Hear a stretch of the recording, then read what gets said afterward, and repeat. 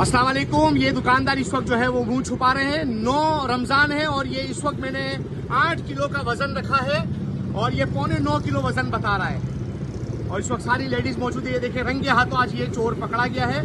मुर्गी की चोरी आज खुद मैंने पकड़ी है। ये अपने घर की मुर्गी मैंने ली है 2 किलो, जिसके अंदर 400 ग्राम कम निकली और मैं खुद बट्टे लेकर पहुंचा हूँ।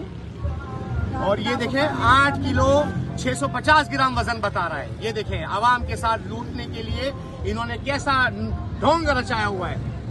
इधर देखें, ये मुर्गी वालों से होशियार रहे। ये देखें 5 किलो का बट्टा है, 9 रमजान है। और ये देखें 5 किलो 400 ग्राम। और इस वक्त नाला स्टॉप पर ये सारी पब्लिक आ गई है।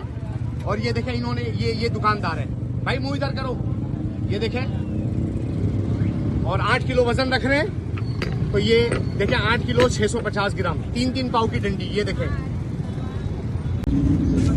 ये गल्ला आपके हवाले कर दिया, ठीक है भैया? हाँ, ये गल्ला इनके हवाले कर दिया। ये कांटा उठा ले।